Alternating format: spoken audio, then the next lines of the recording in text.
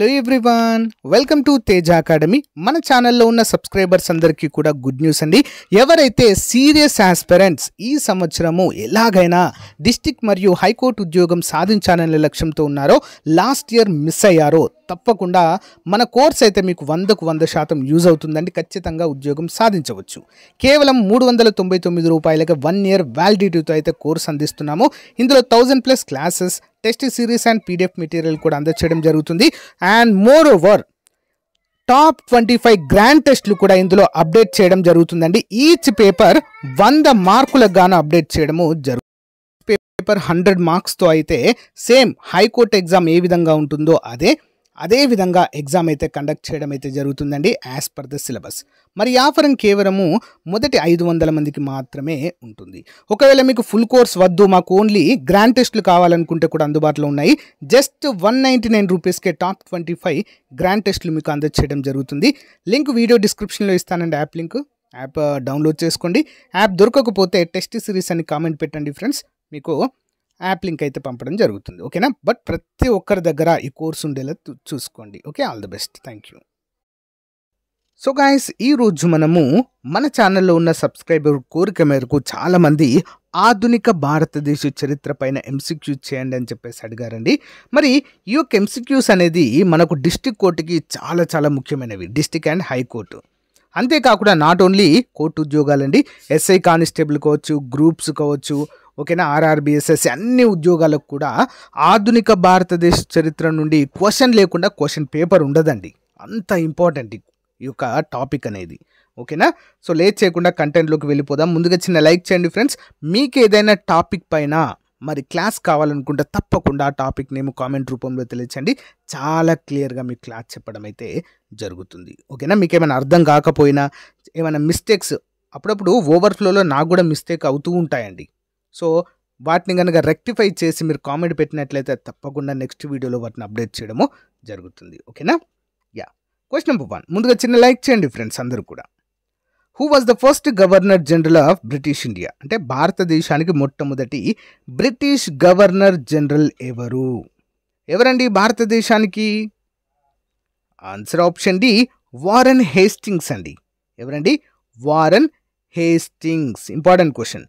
So మన భారతదేశానికి 1498లో ఓకేనా సముద్ర మార్గాన్ని కనుగొన్న నావికుడు ఎవరండి? Vasco D gamma. ఓకే, మొట్టమొదటిసారిగా క్యాలికట్ను చేరుకోవడం అయితే జరిగింది friends.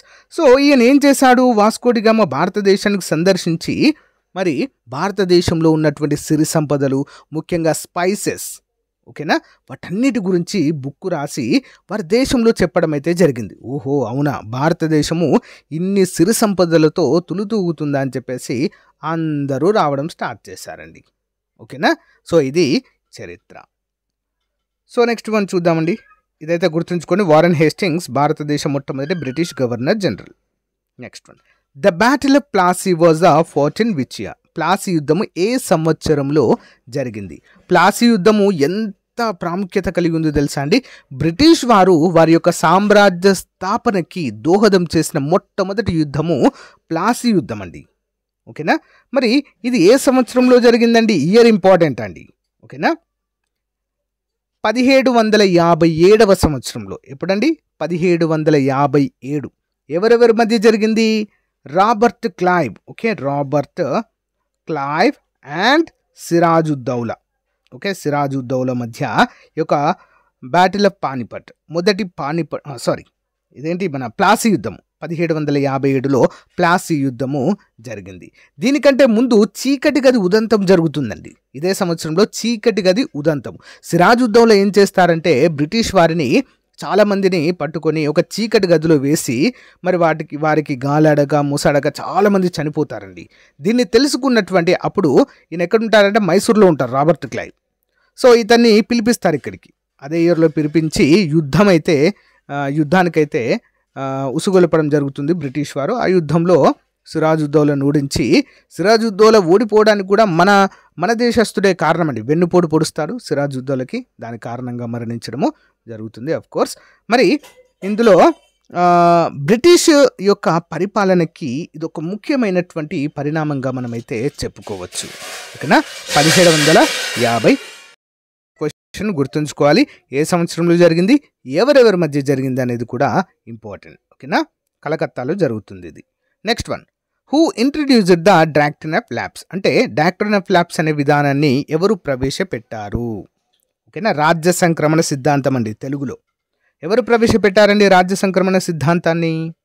Answer option B, Lord Dalhousie.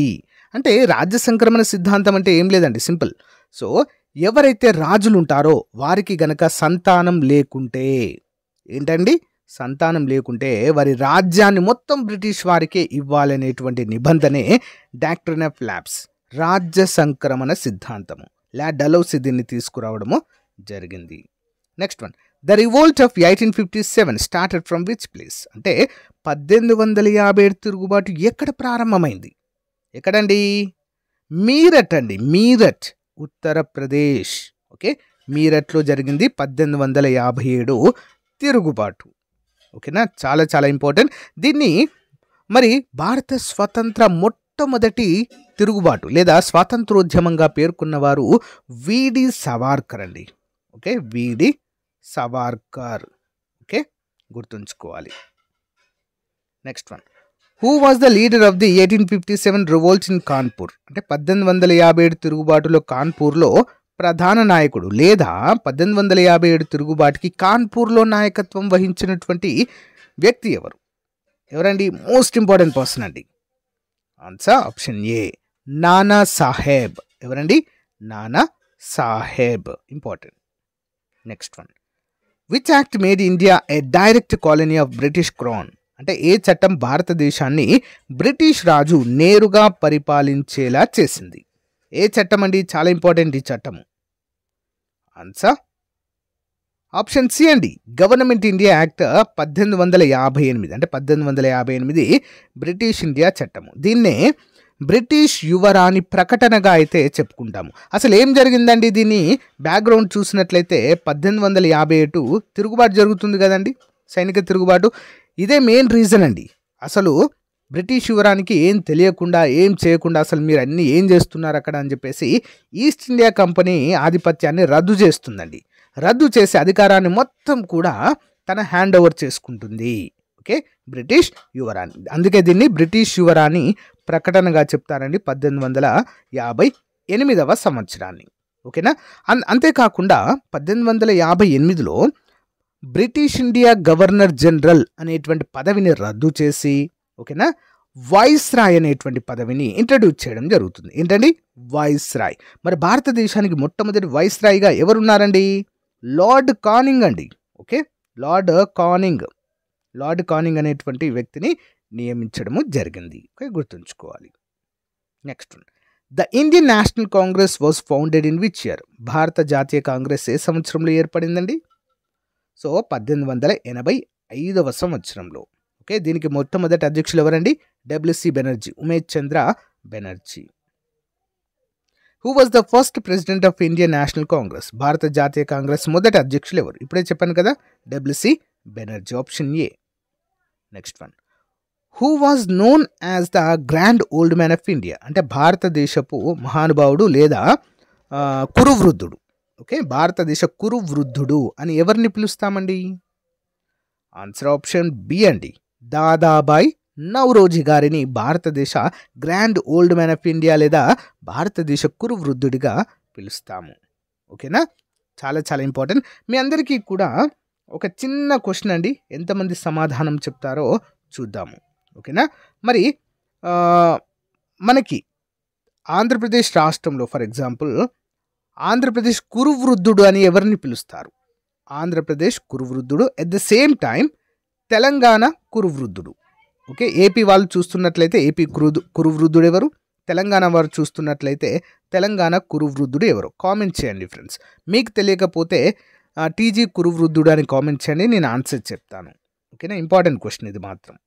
ఓకేనా, ఇండియా కురువృద్ధుడు ఎవరండి? Dadabhai Naoroji. Next, who started the news paper kesari, kesari అనేటువంటి వార్తాపత్రికను ప్రారంభించిన వ్యక్తి ఎవరు? కేసరి ఎవరండి? బాలగంగాధర్ తిలక్. ఓకేనా, Balgangadhar Tilak. Who started the home rule movement in India, భారతదేశంలో హోమ్ రూల్ ఉద్యమాన్ని ప్రారంభించినది ఎవరు? హోమ్ రూల్ మూమెంట్ ఎవరండి? బాలగంగాధర్ తిలక్ అండి. అండ్ అనిబిసెంట్ కూడా. బాలగంగాధర్ తిలక్ మరియు అనిబిసెంట్. అంటే ఏంటంటే ఇది ఏ విధంగా గుర్తుంచుకోవాలంటే ఉత్తర భారతదేశం కూడా నార్త్ ఇండియా మొత్తం కూడా బాలగంగాధర్ తిలక్ గారు చూసుకుంటారు. దక్షిణ భారతదేశం సౌత్ ఇండియా మొత్తం కూడా అనిబిసెంట్ గారు చూసుకుంటారు. అందుకే వీరిద్దరు కలిసి స్టార్ట్ చేశారని చెప్పేసి అంటారు. ఒకవేళ ఆప్షన్స్లో అనిబిసెంట్ ఇవ్వలేదనుకోండి బాలగంగాధర్ తిలక్ ఆన్సర్, బాలగంగాధర్ తిలక్ ఆప్షన్లో ఇవ్వలేదనుకోండి అనిబిసెంట్ ఆన్సర్. సో ఇవి రెండు ఇలా గుర్తుంచుకోవాలి. Okay, next, in which year was the Jallianwala Bagh massacre? అంటే జలియన్వాలా బాగ్ మారణ హత్య ఏ సంవత్సరంలో జరిగింది? ఎప్పుడండి? 1919 ఏప్రిల్ 13 అండి.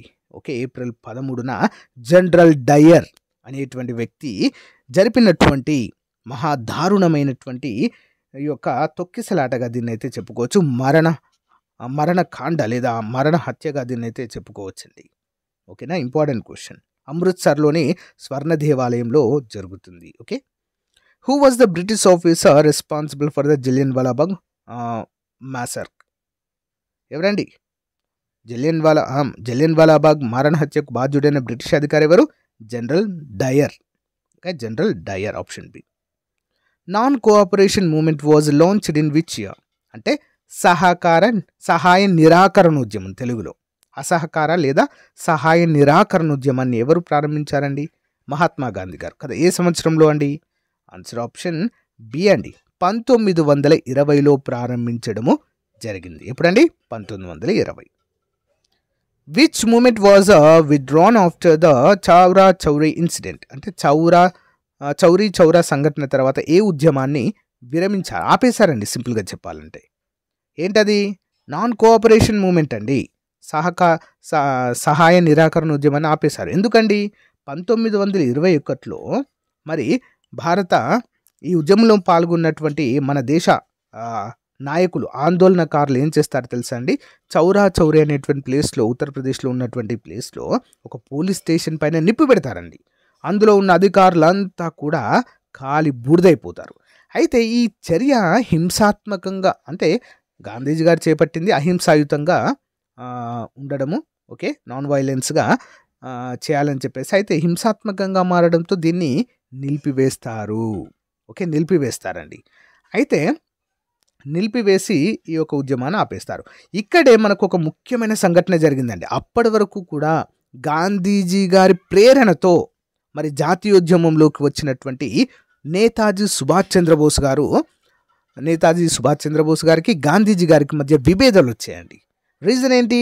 సో ఇదే మూమెంట్లో మనము బ్రిటిష్ వారిపైన దాడి చేస్తూ, ఓకేనా, బ్రిటిష్ వారిపైన దాడి చేస్తూ వారిని ఎదిరిస్తూ మన స్వతంత్రం సాధించాలి అనేటువంటిది మరి నేతాజీ గారు, సుభాష్ చంద్రబోస్ గారు తెరవైపుకి తీసుకొచ్చినటువంటి అంశము. దీన్ని గాంధీజీ గారు ఒప్పుకోలేదు. వీరికి మనస్పర్ధలు వచ్చేసి విడిపోవడము జరిగింది. అయినా చివరికి ఏమైందండి? 1942లో క్విట్ ఇండియా మూమెంట్లో డూ ఆర్ డై నినాదం ఇచ్చారు కదా. అందుకే చాలామంది క్రిటిక్స్ అంటే విమర్శకులు ఏం చెప్తారంటే 1942లో ఎలాగూ డూ ఆర్ డై నినాదం చేయండి లేదా చావండి అని చెప్పేసి హింసాత్మకంగానే మనము స్వతంత్రాన్ని తెచ్చుకుందామని చెప్పిన గాంధీజీ గారు 1921లో చేస్తేనే మనకి ఎప్పుడో స్వతంత్రం వచ్చేదిగా అని చెప్పేసి అనుకుంటారు. So that is a past, జరిగిపోయింది. సో గమనించాలి. ఇదంతా కూడా దాని యొక్క background. In which year did Mahatma Gandhi launch the civil disobedience movement? Civil disobedience movement అంటే ఏంటండి? శాసనోల్లంఘన ఉద్యమం. ఓకే, పౌర ప్రశాంతత లేదా శాసనోల్లంఘన ఉద్యమం ఎప్పుడు ప్రారంభించారండి? 1930. Okay, March 12. ఓకే, మార్చ్ 12 శాసనోల్లంఘన ఉద్యమం ప్రారంభించడము జరిగింది. The Dandi March was the part of which movement? ఏ ఉద్యమంలో భాగమండి? సో ఆప్షన్ బి అండి, శాసనోల్లంఘన ఉద్యమం. దీన్ని మనము సివిల్ డిజోబీడియన్స్ మూమెంట్గా మనమైతే చెప్పుకోవచ్చు, పౌర ప్రశాంతత ఉద్యమం.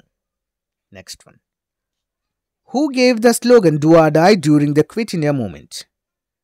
భారతదేశాన్ని విడిచిపెట్టండి ఉద్యమ సమయంలో డూ ఆర్ డై నినాదం ఇచ్చిన వ్యక్తి ఎవరండి?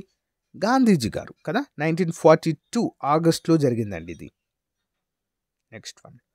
Who was the first Indian governor general of independent India? Who was the first Indian governor general of independent India? అంటే స్వతంత్ర భారతదేశం మొదటి భారతీయ గవర్నర్ జనరల్ ఎవరండి? Option A C Rajagopalachari, Chakravarti Rajagopalachari. ఓకేనా. మరి భారతదేశానికి చిట్ట చివరి బ్రిటిష్ ఇండియా గవర్నర్ జనరల్ ఎవరండి? Lord Mountbatten. Okay, Lord Mountbatten. చూద్దాం. In which year did the Indian National Army attempt to liberate India military? అంటే భారత జాతీయ సైన్యము భారతదేశాన్ని సైనికంగా విముక్తి చేయడానికి సంవత్సరంలో ప్రయత్నించింది. ఎప్పుడండి? 1944లో. Next one. The Simon Commission was appointed in which year? అంటే సైమన్ కమిషన్ ఏ సంవత్సరంలో నియమింపబడింది? ఎప్పుడండి? 1927లో. Important question. 27లో నియమిస్తే 1928లో భారతదేశానికి రావడం జరిగింది. Okay. Next one. Who gave the slogan Swaraj is my birth right and I shall have it? స్వరాజ్యం నా జన్మ హక్కు, నేను దాన్ని పొందుతాను లేదా సాధించి తీరతాను అనే నినాదాన్ని ఇచ్చిన వారు ఎవరండి? ఇంకెవరు? బాలగంగాధర్ తిలక్ గారు. Okay, important. Next one. The round table conference were held in which city? Round table సమావేశాలు ఏ నగరంలో జరిగాయండి? సైమన్ కమిషన్ పంపించారండి 1927లో. బట్ ఏమైంది? సైమన్ గో బ్యాక్ అంటూ నినాదాలతో దేశవ్యాప్తంగా ఆందోళనలు జరిగాయి. ఇక ఇలా కాదు కానీ భారతదేశంలో ఉన్నటువంటి వివిధ పార్టీల నుంచి పెద్దలంతా లండన్కు రండి, అక్కడ మనం మాట్లాడుకుందాం రౌండ్ టేబుల్స్ మీటింగ్లో అన్నారు. సో అదే ఈ రౌండ్ టేబుల్ సమావేశాలు 1930 నుంచి 32 వరకు జరిగాయి లండన్లో. ఎక్కడండి? లండన్లో. Next. Who was the first Indian to be elected to the British parliament? British parliament ఎన్నికైన మొదటి భారతీయుడు ఎవరండి? ఆన్సర్ దాదాబాయి నౌరోజీ గారు. Okay, important. The Poona act లేదా పూనా ఒడంబడిక was signed between Mahatma Gandhi and whom? Poona ఒప్పందం 1932లో గాంధీజీ మరియు ఎవరి మధ్య జరిగిందండి? Important question. Option A doctor BR Ambedkar గారి మధ్య జరిగింది. Next one. Who establish the forward bloc in 1939? 1939లో forward బ్లాక్ను ఎవరు స్థాపించారు? ఫార్వర్డ్ బ్లాక్ ఎవరండి? Option A Subhash Chandra Bose. ఎవరండి? Subhash Chandra Bose. Important. Next one. The Cripps mission was sent to India in which year? Cripps రాయబారము లేదా క్రిప్స్ మిషన్ భారతదేశానికి సంవత్సరంలో పంపబడింది? ఎప్పుడండి? 1942లో పంపబడిందండి. ఎందుకు తెలుసా అండి క్రిప్స్ మిషన్ భారతదేశం ఎందుకు వచ్చింది తెలుసా? రెండవ ప్రపంచ యుద్ధంలో బ్రిటన్ ఘోరాతి ఘోరంగా ఓడిపోయే పరిస్థితిలో ఉందండి. సో మరి భారతీయులంతా కూడా బ్రిటన్ అంటే ఇంగ్లాండ్ తరపున మా తరపున మీరు యుద్ధంలో పాల్గొనండి రెండవ ప్రపంచ యుద్ధంలో అని చెప్పేసి అడగడానికైతే క్రిప్స్ రాయబారం అయితే రావడము జరిగింది. ఓకేనా, ఇంపార్టెంట్. మీరు పార్టిసిపేట్ చేయండి యుద్ధంలో, మేము మీకు స్వాతంత్రం ప్రకటిస్తామని చెప్పడం అయితే జరిగింది. అఫ్కోర్స్ చాలామంది పార్టిసిపేట్ చేయడం అయితే జరిగింది మన వాళ్ళు. సో అదేవిధంగా క్యాబినెట్ మిషన్ ప్లాన్ 1946లో తీసుకొచ్చి మనకు స్వతంత్రం కూడా ప్రకటించడం జరిగింది. Okay, next one. Who lead the quit India movement in 1942 when Gandhiji was arrested? అంటే 1942 గాంధీ అరెస్ట్ అయిన తర్వాత భారతాన్ని విడిచిపెట్టండి అంటే క్విట్ ఇండియా ఉద్యమానికి నాయకత్వం వహించిన వ్యక్తి ఎవరండి? ఇంపార్టెంట్ క్వశ్చన్ అండి ఇది. జాతీయ నాయకులు అందరిని అరెస్ట్ చేస్తారండి 1942 క్విట్ ఇండియా మూవ్మెంట్లో. ఓకేనా, బట్ ఎవరు ఉండరు నాయకులు. ఓకేనా, మేల్స్ ఎవరు ఉండరు. అప్పుడు ఎవరండి దీనికి? అరుణా అసఫ్ అలీ గారండి. అందుకే క్విట్ ఇండియా మూవ్మెంట్ యొక్క నాయకి అంటారండి. ఓకేనా, క్విట్ ఇండియా మూవ్మెంట్ యొక్క నాయకి అని ఎవరిని అంటారు? అరుణా అసఫ్ అలీ గారిని. జాతీయ నాయకులు పాల్గొనటువంటి ఉద్యమం ఏంటి అని కూడా ఒకసారి అడిగారు క్వశ్చన్. ఏంటి? క్విట్ ఇండియా మూవ్మెంటే. Okay, next one. Who was the first Indian to receive the Nobel prize? Nobel బహుమతిని అందుకున్న మొదటి భారతీయుడు ఎవరు? అఫ్ కోర్స్ ఎవరండి? రవీంద్రనాథ్ ఠాగూర్. ఓకే, గీతాంజలికి గాను రావడం అయితే జరిగింది రవీంద్రనాథ్ ఠాగూర్ గారికి. ఐ థింక్ 1912-13 ఆ టైంలో రావడం అయితే జరిగిందండి. Okay, next one. Who was the viceroy of India when the partition of Bengal took place? అంటే బెంగాల్ విభజన జరిగినప్పుడు భారతదేశ వైస్రాయ్ ఎవరున్నారండి? ఎప్పుడు జరిగిందండి బెంగాల్ విభజన? 1905. ఎవరున్నారు మరి అప్పుడు? Lord Curzon. Option A Lord Curzon. The cabinet mission plan came to India in which year? Cabinet mission plan అనేది భారతదేశానికి ఏ సంవత్సరంలో వచ్చిందండి? 1946. Okay, 1946. When was the Indian constitution adopted? భారత రాజ్యాంగాన్ని ఎప్పుడు స్వీకరించడం జరిగిందండి? ఇంపార్టెంట్ క్వశ్చన్ అండి. Option B November 26, 1949. ఓకే, భారత రాజ్యాంగాన్ని drafting committee, doctor BR Ambedkar గారి అధ్యక్షతన డ్రాఫ్టింగ్ కమిటీ నవంబర్ 26, 1949 కంప్లీట్ చేసి రాజ్యాంగ సభకి అప్పగించడంతో వారు ఆమోదించడం జరిగింది. ఓకేనా, అందుకే నవంబర్ 26ని మనం ఏ దినోత్సవంగా జరుపుకుంటామండి? సో భారత రాజ్యాంగ దినోత్సవంగా జరుపుకుంటాం. తర్వాత 1950 జనవరి 26న మనకు రాజ్యాంగం అమల్లోకి వచ్చిందండి. దీన్నే మనము రిపబ్లిక్ డేగా జరుపుకుంటాము. Next one, who was the last British viceroy of India? భారతదేశానికి చివరి వైస్రాయ్ ఎవరండి? Option A Lord Mountbatten. Okay, Lord Mountbatten. The Indian independence act was passed in which year? భారత స్వాతంత్ర చట్టం ఏ సంవత్సరంలో ఆమోదించబడింది? ఎప్పుడండి? ఆప్షన్ సి 1947లో ఆమోదించబడింది. 1947 ఆగస్టు 15న స్వాతంత్రం రావడం జరిగింది మనకి. Next one, who was the first president of independent India? స్వతంత్ర భారతదేశపు మొదటి రాష్ట్రపతి ఎవరండి? డాక్టర్ రాజేంద్ర ప్రసాద్ గారండి. బీహార్కు చెందిన వ్యక్తి doctor Rajendra Prasad. Next one, when was the first general election held in independent India? స్వతంత్ర భారతదేశంలో మొదటి సాధారణ ఎన్నిక ఎప్పుడు జరిగిందండి? ఏ సంవత్సరంలో? ఆప్షన్ సి 1951, 52 మధ్య కాలంలో అయితే జరిగింది. దేశవ్యాప్తంగా ఒకేసారి ఎన్నికలు జరగడం జరిగింది for the first time. Okay, who known as the iron man of India? భారతదేశపు ఇనుము మనిషి లేదా ఉక్కు మనిషి అని ఎవరు ప్రసిద్ధి? ఎవరిని పిలుస్తామండి? ఆప్షన్ సి సర్దార్ వల్లభాయ్ పటేల్ గారిని పిలుస్తాము. Okay, next one, when was the planning commission of India established? భారత ప్రణాళికా సంఘం ఎప్పుడు స్థాపించబడింది? ఎప్పుడండి? 1950లో స్థాపించడం అయితే చూడవచ్చు. Who was the first governor general of independent India? భారతదేశం మొదటి గవర్నర్ జనరల్ ఎవరు? స్వతంత్ర భారతదేశానికండి.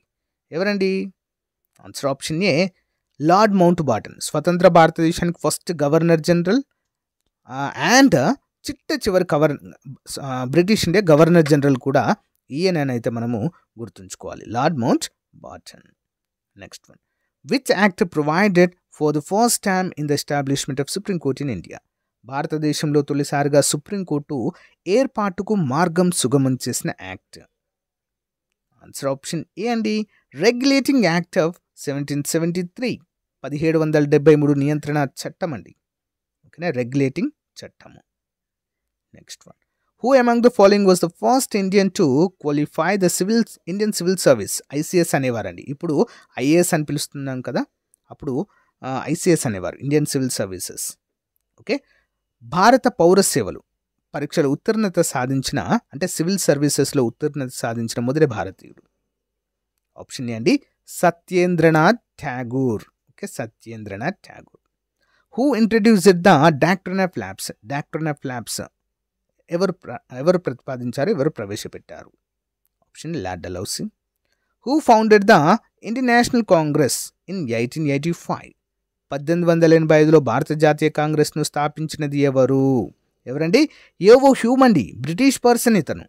ఓకే, దీన్ని స్థాపించింది ఏవో హ్యూమ్. దానికి మొట్టమొదటి అధ్యక్షుడు WC Banerjee 1885. Okay, who was the first women president of Indian National Congress? భారత జాతీయ కాంగ్రెస్ మొదటి మహిళా అధ్యక్షురాలు ఎవరండి? యానీ బీసెంట్ అండి, యానీ బీసెంట్. ఓకే, సో మరి భారతీయ మహిళ ఎవరంటే సరోజిని నాయుడు. ఫస్ట్ పర్సన్ అంటే Annie Besant. Okay, next one, who wrote the book discovery of India? Discovery of India అనేటువంటి పుస్తకాన్ని ఎవరు రచించారండి? Answer option B Mahatma Gandhi గారు రచించారు. Who was the viceroy of India during the 1857 revolt? 1857 తిరుగుబాటు సమయంలో భారత వైస్రాయ్ ఎవరున్నారండి? Option B Lord Canning. Lord కానింగే ఉన్నాడు. Who known as the father of Indian renaissance అంటే భారతీయ పునర్జీవన పితామహుడుగా ఎవరిని పేర్కొంటారు? భారత పునర్జీవన పితామహుడు ఎవరండి? రాజా రామ్మోహన్ రాయ్. ఎవరండి? రాజా రామ్మోహన్ రాయ్. ఇంపార్టెంట్ పర్సన్ అండి. In which year did the partition of Bengal take place? ఏ సంవత్సరంలో విభజన జరిగిందండి? 1905 లార్డ్ కర్జన్ చేత. Which social reform established the Arya Samaj in 1875? 1875లో ఆర్య సమాజమును స్థాపించిన సాంఘిక సంస్కర్త ఎవరు? ఆర్య సమాజం ఎవరండి? Dayananda Saraswati. Okay, next last one. When was the first war of Indian independence fought? భారత స్వతంత్ర మొదటి యుద్ధం ఎప్పుడు జరిగిందండి? Option B 1857. సో గైస్, ఇది రోజుకు సంబంధించిన మోస్ట్ ఇంపార్టెంట్ క్లాస్ అండి, భారతదేశ చరిత్ర పైన, ఆధునిక భారతదేశ చరిత్ర పైన. సో మీకు నచ్చిందని అనుకుంటున్నాను. నచ్చిన వాళ్ళు రెగ్యులర్గా క్లాసెస్ ఫాలో అవ్వండి. యాప్లో కోర్స్ లాంచ్ చేయడం జరిగిందండి, తప్పకుండా ప్రతి ఒక్కరు తీసుకోవాలి అది. సో వీడియో స్టార్టింగ్లో చెప్పాను కదా, మరొకసారి చూడండి. Thank you. Have a nice day. By.